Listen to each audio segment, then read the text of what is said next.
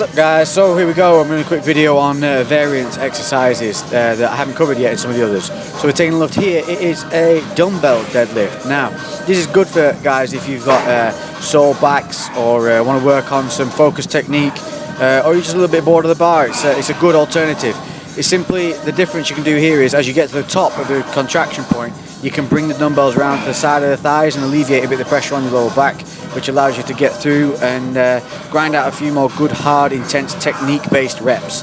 It's a good idea to use wraps when you're doing this. Help keep your shoulders pinned back and take the focus off having to hold the dumbbells up with just your grip. Helps you focus completely on keeping that tension all the way through from the heels up to the hammies and into the butt cheeks. You know, they get a nice tight butt for when it's short time in the summer. So give this one a go. It's a nice alternative, and just helps change things up and keep those deadlifts interesting.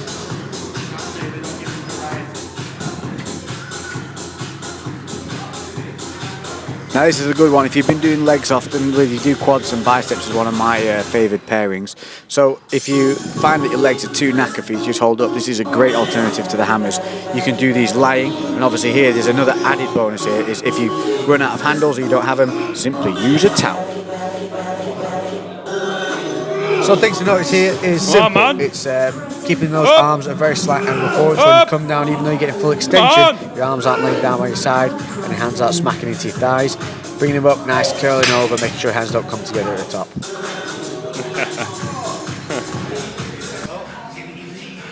I'm just going to take a look at a couple of variants of from doing a squat. I know a lot of people struggle with a squat bar. Yeah, if you're like me and you've got small joints like thin wrists, thin ankles and whatnot, you can take a real batter in getting under the bar from the squat. So sometimes to alleviate a bit of the pressure on the joints for a couple of weeks, but still keep that momentum going, there's a good idea. You can use these, I don't know what the heck they're called, but I call them like a horseshoe.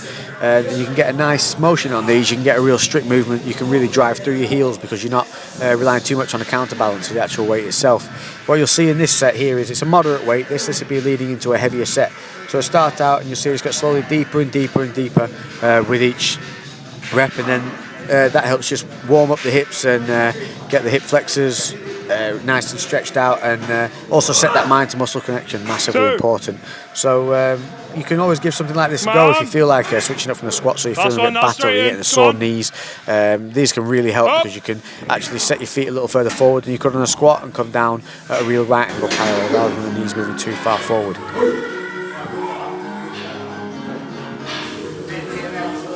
Then moving on, you see this will be like the heavier, more towards final end set of what you just saw previously. So you can see I've put the belt on just to make sure that I'm not, stressing out the lower back too much, because you can lump a fair bit of weight on these machines because they're assisted. So it's a good idea if you're going to do that. Make sure you protect your joints and make sure the bits that are going to twinge or you might be a little bit wary about, just wrap them up or tighten them up. Two more. Up. And again. Finish it. And then, come on. 2. Up, up, up.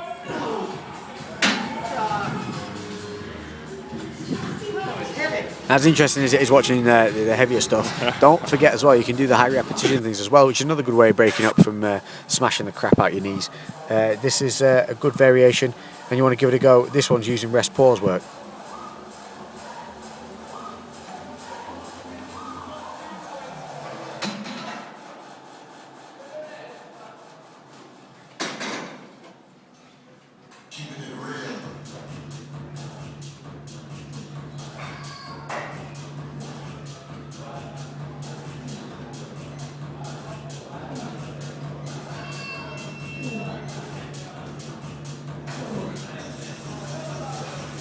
So starting to get really digging in deep now, and it's starting to hurt. You'll see Nick coming in a minute, and he's going to come in, he's going to spot from behind, let me allow a couple of seconds rest pause, and I'm going to go again. I think it's like we either did like a double drop or a 2 rest pause, whatever you want to call it. But this shit hurts, but it's really, really good, and it's a really good way of keeping the shock in the muscle, even though you're not compounding it with a huge load that you're lifting. Very effective.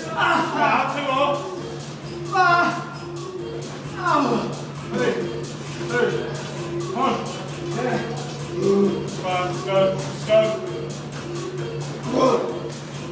Come on, 3. Keep going. Come on, 2.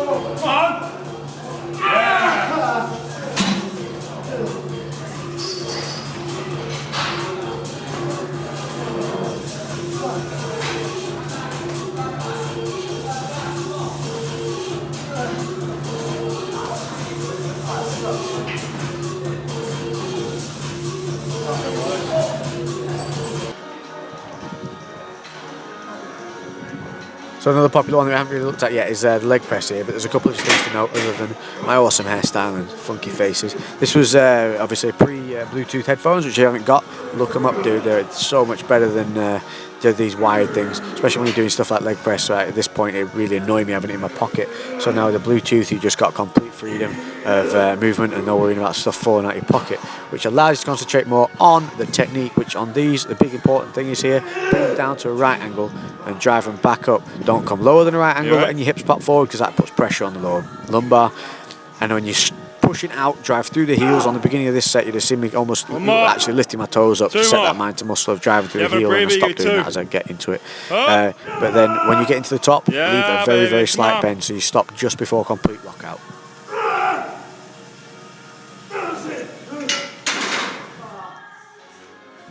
Crying.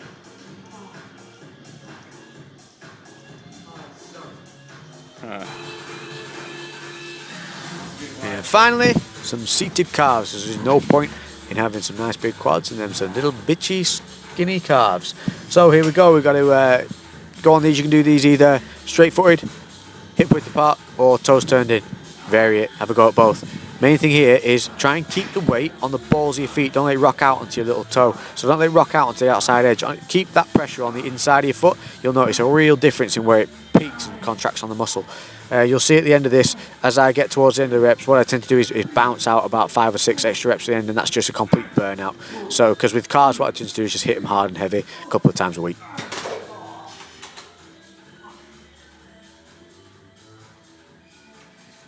So that's it for this installment. You know what to do. Subscribe, like, share, comment. Boom, baby!